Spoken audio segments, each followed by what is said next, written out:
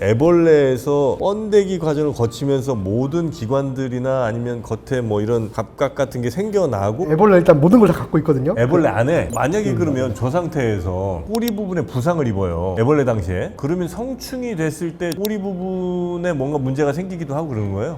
이게 어떻게 된 거예요? 뭐야 이게? 번데기 자른 다음에 야 이거 어떻게 성충되면 어떻게 되나 막 보는 거죠. 우리가 먹는 번데기는 그럼 나방이 될래? 아니면 나방 가고 나서 얘네가 나와버리면은 실을 찢었고 나오잖아요. 찢기 전에 삶아버려야 돼요. 거기는 우리나라에서 보는 되게 만만한 깔때기 거미 막 이런 거 있거든요. 그렇게 생겼는데 사람 죽이는 독을 갖고 있는 거미들이 있어요. 그냥 제일 위한 건 가래 이런 게 있죠.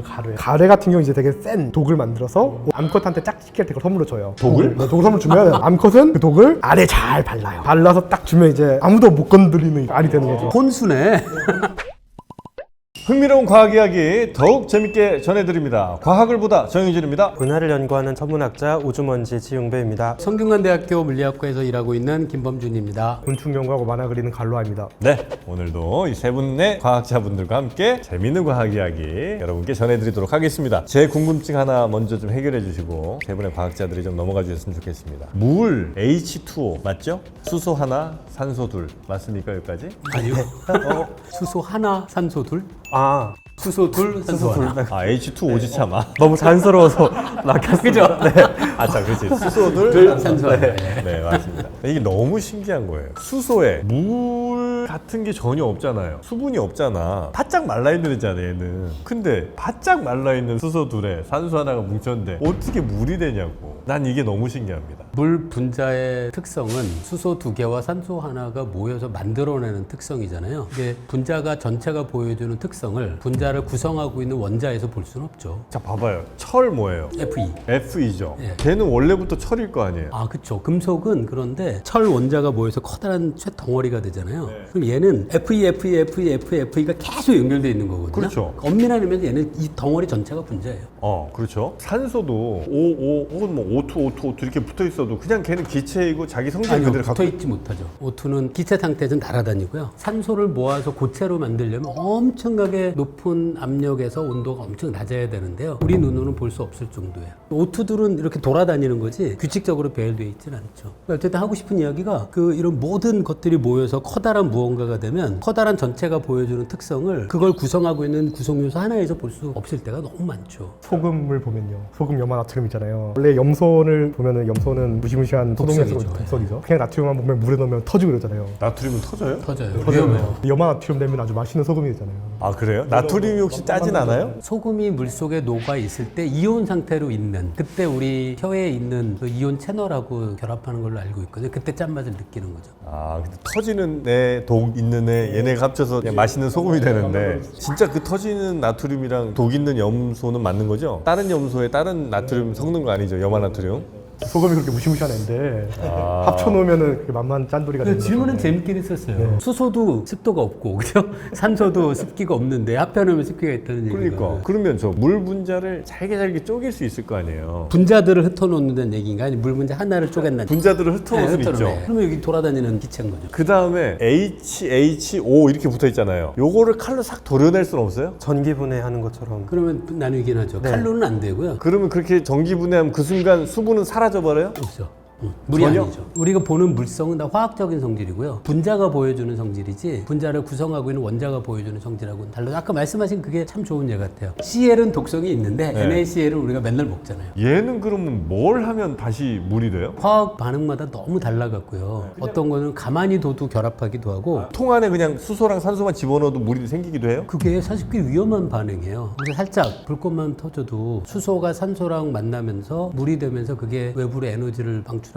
예전에 저기 수소로 커다란 비행선 같은 거 만들어준 적 있었거든요. 아 가벼우니까? 네, 그거 근데 터져버렸잖아요. 불나고 산소랑 결합해서. 아 수소랑 산소랑 결합해서 터질 수도 있구나. 네, 그럼요. 아 물이 어떻게 하면 물이 되고 어떻게 하면 터지고. 재밌다. 어쨌든 좋은 질문 같아요. 알겠습니다. 자, 그 여러 과학적인 수많은 실험과 관찰과 뭐 실증을 거쳐서 만들어진 게 이제 대체로 논문이라는 형태로 우리에게 이제 보여주잖아요. 세 분이 보셨을 때 정말 이 논문은 정말 대단하다 혹은 야, 어떻게 이딴 논문이 어디 가서 통과를 했냐 이럴 만한 논문들 혹시 생각나는 거 좀 있습니까? 그걸 말씀해서 생각난 게 있는데요. 학술지 중에 약간 좀 권위있는 것들이 있잖아요. 사이언스, 네이처. PNAS 이런 거 있잖아요. 거기에 저도 나온- 거기 있습니다. 하나. 대단하십니다.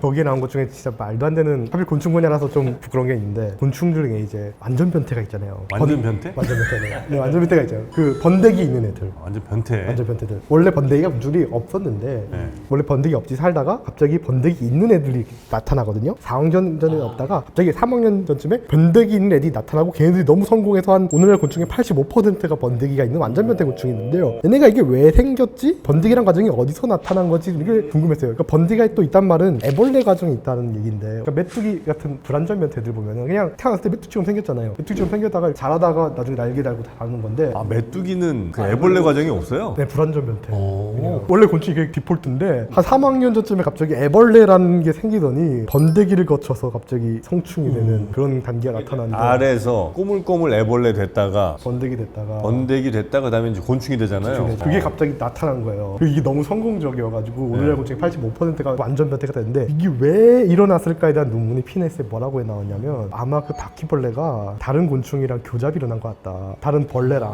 좀 지렁이 같은 애랑 아 바퀴벌레랑 지렁이가 이 서로 사랑에 빠져갖고 하다 보니 중간에 갑자기 번데기 과정이 생긴 것 같다. 아니, 근데 명색이 과학자인데 그렇게까지는 얘기 안 했겠죠. 예를 들어 지렁이 같은 선형 동물의 유전자의 일부가 아니요. 유입됐다 그런 것도 아니고 유전자- 정말로 네, 메이팅을 네, 했고 메이팅을 했다. 그거 좀 너무 심하다. 그죠?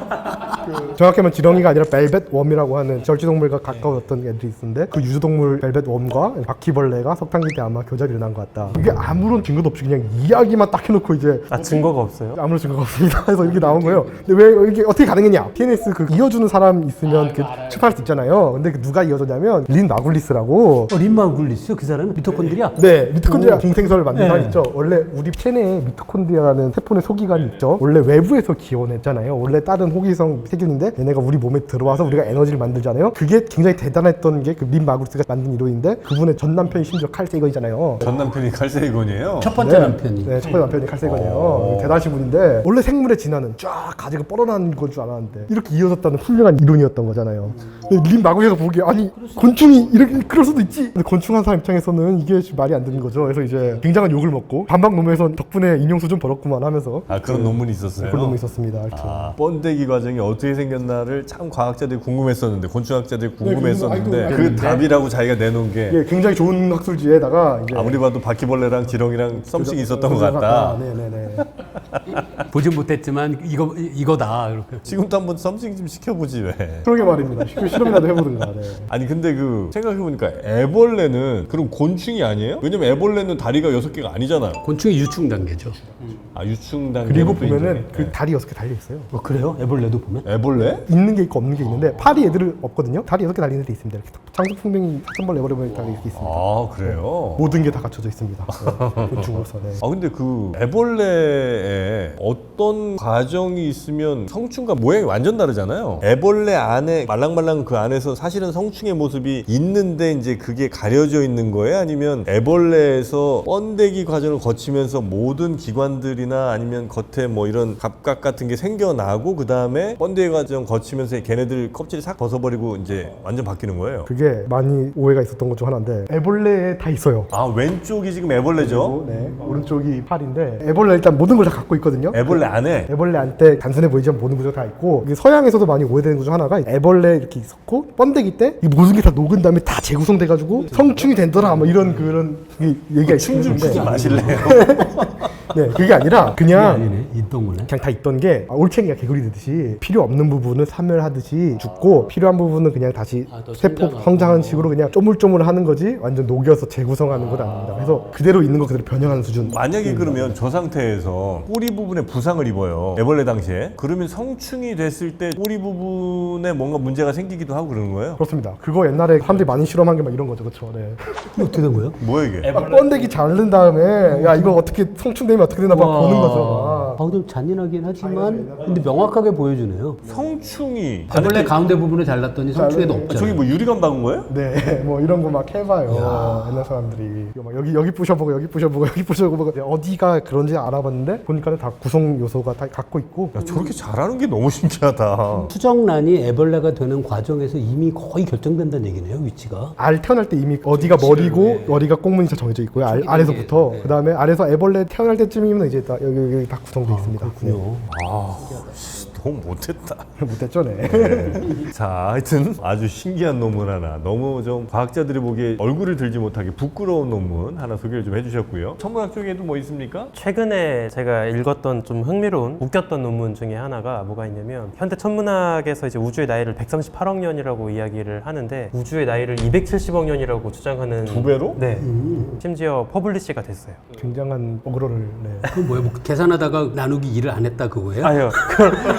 그런 건 절대 아니고요. 우리가 이제 우주가 팽창하고 있다는 거를 우주 시공간이 팽창하면서 먼 거리에서 날아오는 은하들의 빛의 파장이 더 길게 늘어지고 있는 적색 이동, 적색 편의로 이제 관측을 하고 있잖아요. 근데 100년 전에 우주 팽창이 막 발견되고 있었을 때에는 이거를 어떻게 해석을 해야 될지가 조금 확실치가 않았었습니다. 그래서 이거를 우주 팽창으로 해석을 해야 될지 아니면 다른 물리 현상으로 해석을 해야 될지 이제 여러 가지 가설들이 있었어요. 네. 그때 당시에 떠돌고 있었던 지금은 사장된 가설을 다시 끌고 와가지고 사장된 가설로 해석을 하면 우주의 나이가 148억 년이 아니라 270억 살일 수도 있다라는 신박한 이제 해석을 한 거예요. 그래서 이 논문에서 이용했던 방식이 뭐냐면 물리학자 프리츠 찌비키가 한때 주장했던 가설인데요. 빛의 피로 가설이라고 하는 겁니다. 빛의 피로? 빛이 피로하다. 타이어드 라이트 가설입니다. 우주가 팽창하면서 빛이 시공간이 늘어나다 보니까 빛의 파장이 늘어난다 이게 아니라 먼 거리에 떨어진 은하의 빛이 더 멀리서 날아오면 그동안 더 먼 거리를 날아오니까 그렇죠. 아 진짜로 진짜 그렇게 얘기해요? 더 먼 거리를 날아오면서 중간에 있는 가스 구름을 통과하느라 산란을 한다는 거예요. 예. 네. 그 아주 이상한 건 얘기는 아, 네, 네. 좀 가다가 힘들어서 천천히 더 힘들어서 지친다라기보다는 컴퓨터 산란 그 효과가 더 먼 거리를 날아오면서 거리에 비례해서 이제 벌어질 수 있다라고 생각을 했던 거죠.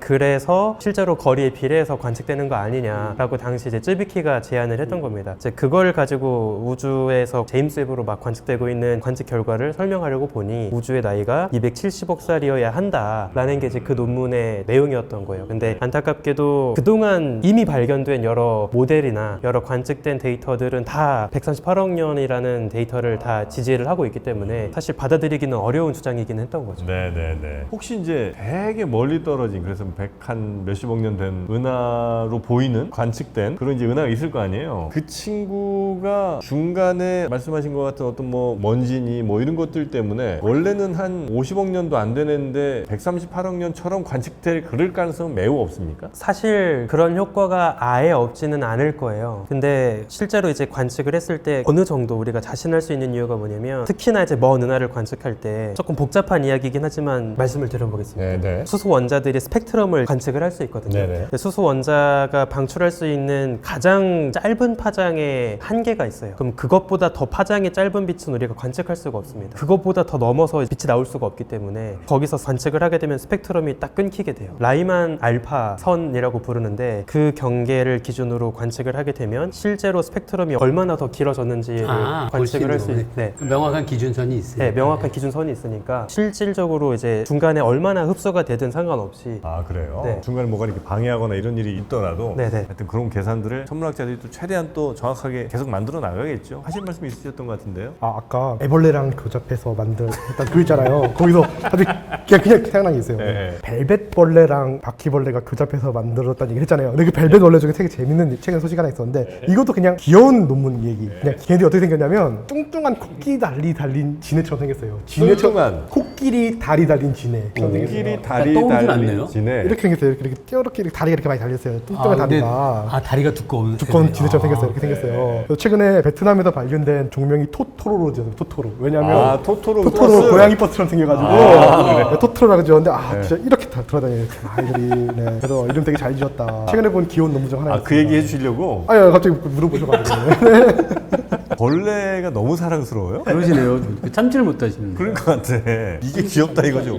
보통 우리는 이제 소리 지르거든요. 근데 이래가 걔는 나타나면. 좀 기억이 안 나. 걔는 심지어 앞에 다리에서 실크를 뿜어서 사냥하는 포식자긴 해요. 그래서 하여튼 뭐 아, 실크를 뽑아요? 네, 실크를 뽑아요. 아, 거미처럼? 네, 거미처럼 실크 뽑아서 싹 사냥하는 애들이라서 좀 하는 짓은 귀엽진 않은데, 네. 무시무시하긴 한데 그렇습니다. 네. 자, 그러면 오늘도 우리 갈로아님 또 오셨으니까 흥미로운 과학 이야기 플러스 곤충 이야기 좀 많이 나누도록 하겠습니다. 아까 이제 뭐 애벌레에서 이제 번데기, 그 다음에 성충이 되는 이제 과정을 뭐 잠깐 이제 소개를 좀 해주셨는데 뭔가 이익이 있으니까 번데기란 과정이 들어갔을 거 아니에요, 진화에서. 이유로 혹시 추정하는 건 있습니까? 왜냐면 이제 번데기란 건 사실 가만히 잠자는 동면처럼 이렇게 있어갖고 다른 포식자들한테 굉장히 취약할 것 같거든요. 못 움직이고 있으면. 이게 왜 필요한 과정일까?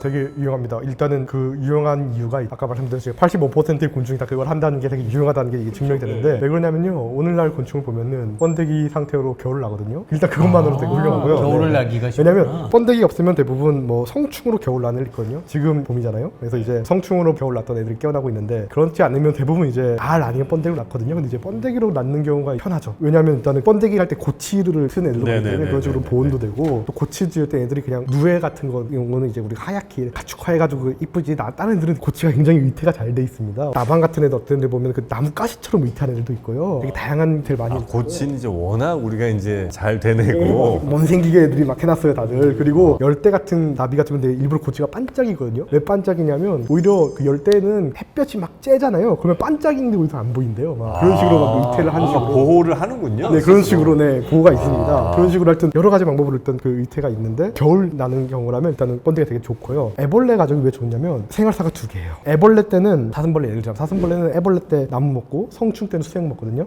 나비 같은 경우는 애벌레 때 이파리 먹고 성충 때는 꽃 먹잖아요. 이게 되게 좋은 게 환경이 어디 하나가 좀 망가져도 이쪽에서 생존할 수 있고 부모랑 자식 세대가 서로 경쟁하지가 않아요. 서로가. 그건 되게 좋네. 만약에 메뚜기 같은 경우는요 이 풀밭에서 계속 살아요. 부모 새끼랑 자식이랑 계속 밖으로 들고 이 풀 갖고 싸우고 있거든요. 이런 경쟁을 피할 수 있는 거죠. 그래요. 나름의 하여튼 뭐 유리한 점들이 또 있네요. 생각해보니까. 맞습니다. 네. 그래서 이제 애벌레 그다음에 성충이 다른 생활들을 하나 그 중간 단계로서 이제 그 번데기가 잠시 있는 거죠. 근데 이게 번데기 재밌는 게 가만히 있지만은 가만히 있는 게 아니라 얘들 나름 그 방어체가 있는 게 장수풍뎅이 이런 애들 같은 애들 이제 번데기 가만히 있으면 기생벌 이런 애들이 이렇게 기생하러 와요. 그러면은 얘들이 뭘 팍 틀어가지고 기생벌을 이렇게 으개버립니다. 너무 세게 움직이네요. 근데 마디 하나가 은근 날카로워가지고 기생벌 딱 앉으면은 물 팍 틀어가지고 기생벌 으개 번데기 안에서 네, 으개주고요. 번데기인 상태에서 재밌다. 몸을 움직이는 거예요. 움직이는데 이게 기생벌 같은 게 딱 앉으면은 한번 팍 잡아주면 돼 이렇게. 너무 대견한가 보다. 참 신기하긴 하다. 네, 잡아주고 되게 원시적인 번데기들 보면은 예를 들면 풀잠자리 같은 데 보면은 아예 번데기가 걸어다니고 턱으로 물고 막 이래요. 번데기가 그쯤 돼 보면은 번데기랑 하기도 그래도 애매합니다. 네. 그냥 이게 약충 아닌가. 네. 아니 그 우리 먹는 그 번데기는 성충이 되면 뭐예요? 누에입니다. 누에. 누에? 네, 그 실 다 뽑고 남은 걸 먹는 거예요. 그러니까 누에는 무슨 벌레예요? 누에나방. 누에나방.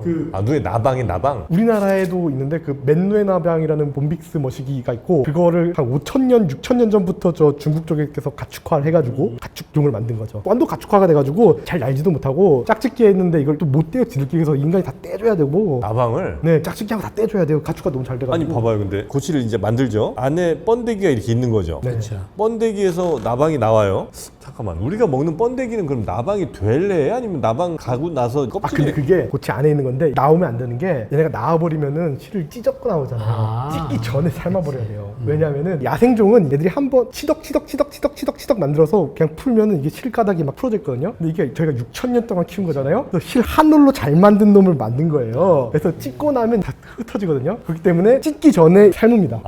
통째로 삶아요? 네, 그래서 실 싹 뽑죠. 그럼 번데기가 남는 거예요? 남는 거죠. 그거 맛있게 먹는 거예요. 근데 나방치고 너무 작은 거 아니에요? 우리 번데기 뭐 요만하잖아요. 얘가 만약에 성충될 정도면 나방이 꽤 큰 나방일 거라서 되게 작습니다. 작은 나방이에요? 네, 나방, 네. 근데 걔가 그렇게 그러면 실을 엄청나게 뽑아내는 거예요? 그 작은 나방애가? 고치가 작고요. 그러니까 엄청 많이 키워야죠. 그래요? 엄청 많이 키우죠. 네. 그 이후에 계속 번식할 애들은 계속 키우는 거고. 삶지 않고 살지 않고 계속 키워야 그렇겠네. 되고요. 네. 그래서 재밌는 게 인도 쪽에서 독자적으로 실크종을 한 게 있거든요. 우리는 누에나방을 했지만 걔네들은 산누에나방으로 한 게 있는데 아예 악과가 나는데 걔네들은 좀 커요. 좀 달라요. 질감과 끈기 다릅니다. 강도가 다릅니다. 네. 아, 걔네들은 이제 계속 우리가 키우면서 한 6,000량을 키우면서 가축화시키는 더 실 많이 잘 뽑아내고 실이 한 큐에 한 가닥으로 뽑고 더 튼튼하고 잘 안 날고 얇게 짧고 뚱뚱하고 뭐 이런 실. 아 그러네. 도망가면 안 되니까 나는 것도 못 납니다. 네, 잘 못 납니다. 네. 그런 애들만 자꾸 키운 거예요. 키워가지고 네 좋은 품종으로 만들어낸 거죠. 네. 혹시 그러면 가축하라고 하시니까 곤충 중에도 우리 말 알아듣고 부르면 오는 애들 있습니까? 없습니다. 아쉽게도. 네, 없어요? 없습니다. 네. 곤충은 교감이 안 되나요? 네, 얘네들 약간 그냥 기계 같은 놈들이라 네, 정말 아쉽게도 없습니다. 네. 물론 곤충의 언어를 알면 좋겠는데 물론 개미들이 페로몬으로 굉장히 훌륭하게 복잡하게 움직이기 때문에 베르나르 베르베르 같은 이상한 소설을 많이 쓰고 있잖아요.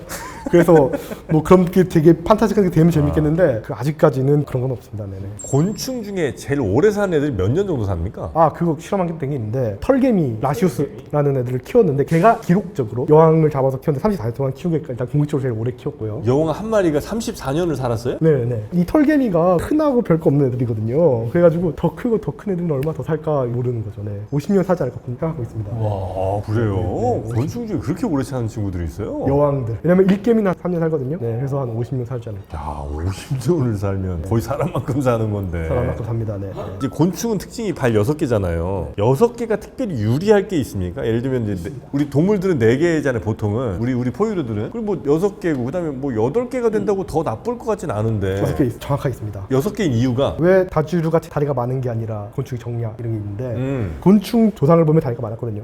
다리가 많았는데 점점 줄어들었어요. 줄어든 게 6개예요? 네, 줄어든 게 6개예요. 최소화시킨 거거든요. 이게 밀리스턴 사람이 법칙을 만들었는데 물고기들 보면 이빨이 되게 단순하고 따뜻한 잔니가 많다가 척추동물이 지나면서 이빨을 점점 전문화시키면서 줄어갔잖아요. 우리도 보면은 송곳니, 어금니 몇 개 이빨이 없잖아요. 포유류뿐만 아니라 공룡들 보면 송곳니 같은 거 있거든요. 악어들도 보면 가끔 있고. 근데 이제 곤충들도 보면은 다리가 되게 많은데 이 다리가 많은 단점이 있어요. 탈피할 때 어렵습니다. 이게 곤충이 매골격이잖아요. 그래서 몸을 크려면 맨날 탈피를 해야 되는데 옷을 못 벗는구나. 삼엽축들 보면 탈피하다 죽은 흔적이 되게 많고요.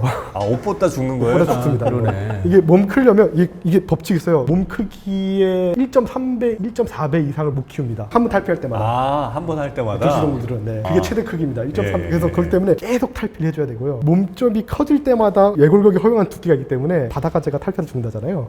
그러다 보니까는 다리가 많으면 탈피가 너무 어렵기 때문에 여러 가지 리스크가 있어요. 근데 다리가 적어지면은 여러 가지 유연한 점이 있는데 대신에 하나하나를 전문화시켜야겠죠. 아. 적어진 대신에 하나하나가 제 기능을 다 해야 되기 때문에 곤충들 보면은 앞다리는 확실하게 여러 가지 기능을 많이 쓰는 게 많아요. 예를 들면 사마귀는 포식자 다리가 있고 땅강아지 보면 잘 파는 다리 있고 막 여러 가지 다리가 있잖아요. 심지어 아예 무슨 도구 같은 거 되게 쓰는 노린재도 있어요. 앞다리로? 앞다리에 이렇게 끈끈이 묻혀가지고 이걸로 끈끈이 사냥하는 애들도 있어요. 이런 되게 앞다리 되게 잘 쓰는 곤충들이 많은데 그 다음에 뒷다리는 뭐 도약할 때 점프용으로 아, 쓰고 그렇겠죠, 그다음에 그렇겠죠. 가운데 다리는 지자체 쓰고 하는 식으로 다리를 각각 줄이고 이제 전문화를 시킨 거죠. 재밌는 게 그래서 다리뿐만 아니라 날개도 보면 옛날 처음 날 때는 어떻게 날지 모르니까 가슴이 3마디거든요. 그래서 3마디 다 날개를 만들었어요. 원시곤충 보면 날개가 6장입니다. 아, 더 많았네. 더 많았어요. 네, 그러다가 줄인 거고. 네, 점점 줄였어요. 그래서 4장으로 나는데 오늘은 요즘 곤충 보면 사실 다 2장으로 납니다. 보면은 파리가 2장으로 남겼는데 제일 잘 날고요. 딱정벌레 사실 껍데기는 그냥 이 방어로 쓰지 한 장으로만 날고 다 2장으로 납니다. 웬만하면 이게 점점점 줄고 이제 전문화를 시키는 식으로 가는 거죠. 최적화가 된 최적화가 돼가죠. 네, 최적화. 와. 그렇죠. 아, 그래서 이제 앞다리 2개로 뭔가 이렇게 먹이를 잡거나 하여튼 필요한데 좀 우리 손처럼 이제 많이 쓰고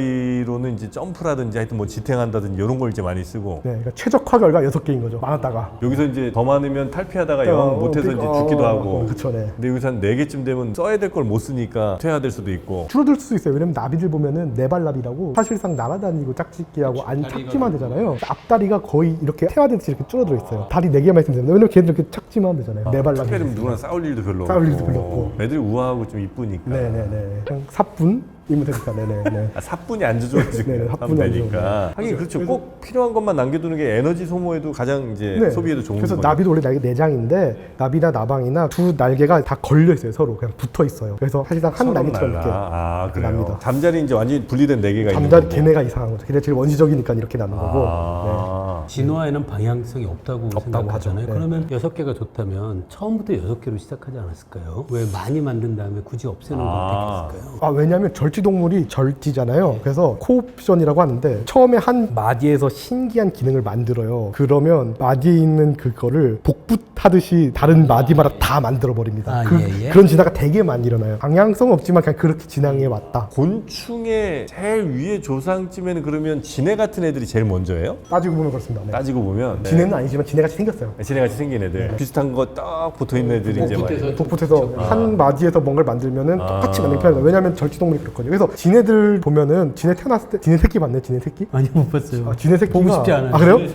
마디가 몇 개 없어요. 그래요? 네, 예를 들면 점점 늘어나 나이들이 돈벌레 그 돈벌레 알죠? 돈벌레. 마디 4개밖에 없어요. 태어났을 때. 그래요? 4개밖에 없고 다리가 이렇게 8개밖에 없어요. 겁나 귀여워요. 그걸 늘리는 거예요? 겁나 귀엽대. 네, 탈피할 때마다 하나씩 그게 탈피할 때마다 하나씩 늘어나요? 네, 신기하네. 그게 되게 잘 일어나요. 절지동물은. 그러니까 개체 발달이 진화를 보여주는 거죠. 그리고 걔 한 두어 마디 잘려도 사는데 큰 문제 없고 그러네 그런 애들은. 아유, 근데 뒤에 생식기 있고 막 항문 있고 다 있다 보니까 그건 안 되죠. 그럼 중간에서 생겨나나? 맨 뒤에서 생겨나나? 아, 그거 되게 중요한데 그러게요. 그 모르겠네요. 네네. 가운데 생겼어요. 네네. 몇 마디까지 자라는지는 종에 정해져 있는 거예요? 아, 그거 얼만큼 자라는지 종마다 달라서요. 한 종내에서 개체마다 다른지는 잘 모르겠습니다. 지네는 잘 모르기 때문에. 네. 곤충은 다 정해져야 돼요. 마디가 다 정해졌으니까. 근데 이제 그렇게 다지류들은 얼만큼 자라는지는 잘 모르겠어요. 그 다리 세기가 쉽지 않아서 연구하기 쉽지 않아.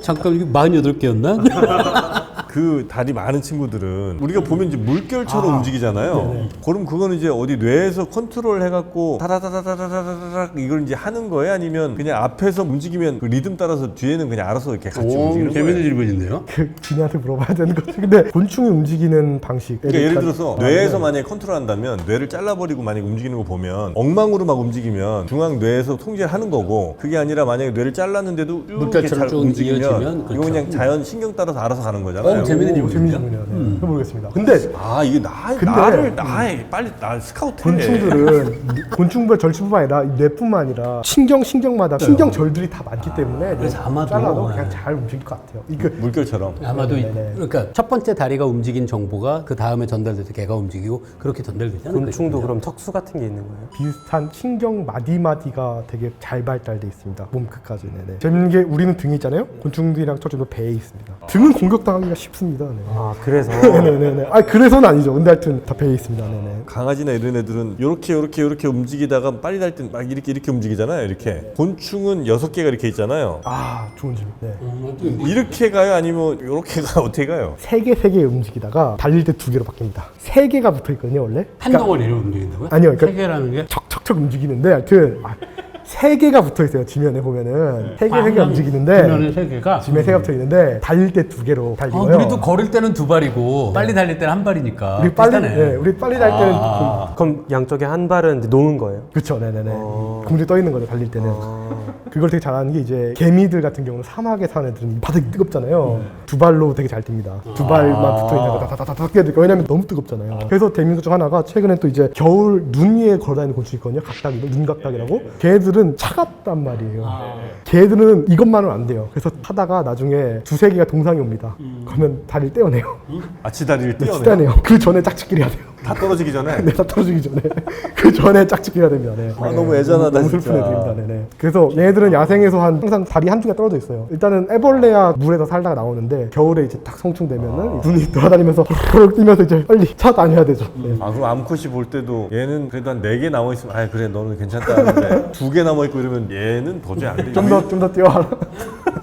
네, 그렇죠. 그럴 수 있겠네. 혹시 우리 저 시청자분들 보실 때 봄, 여름 되면 이제 점점 곤충들이 많아지잖아요. 정말 조심해야 될 곤충이라든지 좀 위험하다 이런 거는 가능하면 만나면 좀 도망가라 뭐 이런 곤충들 혹시 좀 알려주실 만한 거 있습니까? 제일 위험한 건 가뢰 이런 게 있죠. 가뢰. 가뢰? 네, 가뢰. 그게 가뢰가 뭐예요? 딱정벌레가 아주 그 연금술사 같은 화학왕인데 개미집 가가지고 페로몬 독재가지고 사기도 치고 이러는데. 지들이 화학 물질을 만들어요? 네, 딱정벌이 그걸 되게 잘해요. 그런데 이제 가래 같은 경우 이제 되게 센 독을 만들어서 원래 용도는 수컷이 열심히 만든 다음에 암컷한테 짝짓기 할 때 그걸 선물로 줘요. 독을? 네, 독을 선물 주면 암컷은 그 독을 알에 잘 발라요. 발라서 딱 주면 이제 아무도 못 건드리는 알이 되는 거죠. 재밌다. 네, 아무도 못 슈퍼알이 건드리는. 되는구나. 네, 네, 아무도 못 건드리는 독이 되는 거죠. 혼수네. 네, 혼수 용품이죠. 아무도 못 건드리는 독이 독이 되죠. 혼수야. 네. 만들어서 준다고요? 네네네. 와, 신기하다. 근데 일단 우리가 건드리면 얘네가 으악 하면서 일단 그 독을 빡 뿜거든요. 걔들도 여기서 뿜어요. 바퀴벌레가 그 젖주듯이. 여기가 뭔가 어떤 그 블렌더가 맞는 곳인데 그게 이제 우리나라에서 볼 수 있는 곤충 독 중에 뭐 장수말벌 독도 뭐 있긴 하지만은 그 많이 위험한 독 중 중 하나.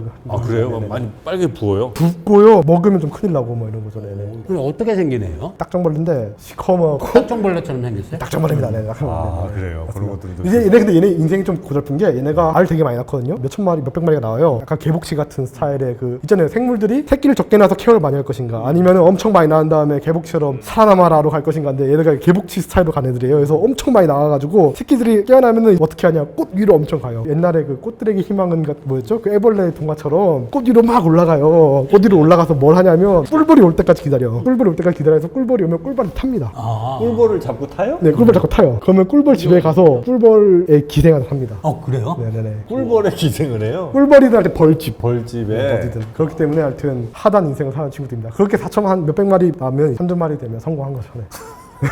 아니 뭐 요즘 뭐 동남아나 아니 뭐 호주나 이런 데 놀러 가실 일들이 또 있을 수 있으니까 그런 데 가서 잘못 만나면 빨리 좀 도망가. 진짜 위험한 독 있다 이런 친구들은 호주 이런 데는 그냥 거미를 조심하면 되는 게, 거기는 우리나라에서 보는 되게 만만한 깔때기 거미 막 이런 거 있거든요. 그렇게 생겼는데 사람 죽이는 독을 갖고 있는 거미들이 있어요. 그냥 그래서 호주에서 그냥 거미를 보면 잡지 않고 그냥 무조건 도망가야 되는구나. 네, 그냥 건드리지도 않고 이렇게 피하는 게 좋고, 심지어 그래서 되게 유명한 게 미국 어린이 만화 중에 돼지 나오는 미국 어린이 만화에서 막 거미는 우리의 친구예요, 무서워할 필요 없어요. 근데 이제 호주에서는 이제 방영 금지됐던. 그런 게 있었어요?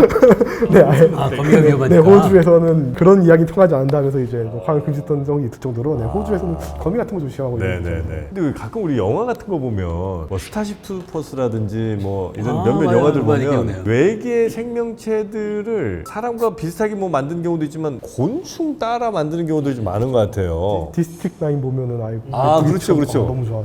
왜 그 외계는 약간 그런 것들을 더 마치 그 좀 큰 생명체처럼 이렇게 혹은 외계 생명체처럼 곤충을 이렇게 따라 만들까는 혹시 생각 안 해보셨습니까? 되게 재밌는 질문인 것 같은데요. 저도 정확한 답은 모르겠지만 외계 생명체를 낯설게 표현을 해야 되니까 이제 영화적인 설정에서 제일 낯설고 혐오감을 줄 수 있는 게 보통은 곤충이나 벌레다 보니까 그런 방식으로 표현하지 않을까 싶은데, 사실 저는 오늘 갈로아님 보면서 제일 신기했던 게, 보통은 사실 벌레나 곤충을 보면 좀 두렵거나 무섭거나 이런 감정이 먼저 떠오를 것 같은데 갈로아님은 더 신나하고 행복해 하시는 것 같아서 그게 너무 보여요. 그게. 네, 너무 느껴져가지고 되게 신기한 것 같아요. 주머니 혹시 지금 하나 있고 이런 거 아니죠? 아닙니다. 네.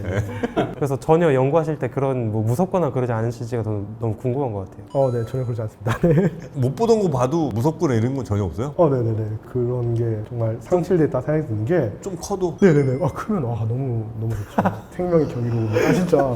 그리고 우리나라에서는 볼 수 있는 게 한정돼 있는데 해외에 가면은 세상에 이런 벌레가 있었다고 싶을 정도로 거대하고 이런 게 있으니까 너무 좋죠. 네. 그래서 저 그 벌레를 약간 모방한 외계 생물체 나오는 것 중 하나가 제 저거 하는 게 디스트릭트 9. 저도 그거 좋아해요. 그거 잘 만든 영화인데. 심지어 요하네스버그 다녀왔는데 최근에. 남아프리카 공화국에? 네네네. 외계를 프런이라고 부르거든요. 그 프런이 꼽등이 닮은 메뚜기의 일종이에요, 실제로. 그게 원래 요하네스버그에 없던 여치의 종류인데 1960년도부터 요하네스버그에 약간 대량 발생해가지고 사람들이 이 징그러운 거대한 이 여치 뭐냐고 막 하면서 혐오감을 느끼는 그 곤충이거든요. 그거의 외형을 따와서 영화를 만든 거거든요. 거기 살고 있는 곤충이에요. 네, 거기 살고 있는 곤충이에요. 그래서 그 외형을 따왔고, 그래서 프런이라 부르는 건데 외계인을 그 프런을 따왔고 프런이라 부르는 거죠. 하늘색 똑같이 쓰레기 뒤지면서 먹는 거대한 어떤 혐오스러운 곤충을 따온 거죠. 그러니까 거대한 곱등이를 따온 건데 혐오감을 주고 약간 그런 거 따온 건데, 왜 그걸 따왔냐 싶은데 뭐 설득력은 있죠. 왜냐면 뭐 곤충들이 뭐 되게 좀 성공적인 것도 있고 하니까 뭐 하겠지만은 뭐 저도 약간 혐오감을 주는데 그런 게 하지 않는 근데 또 동의합니다. 네. 준 같은 영화 보면 또 멋있는 또 영웅적인 동물처럼 묘사되기도 하니까 모래벌레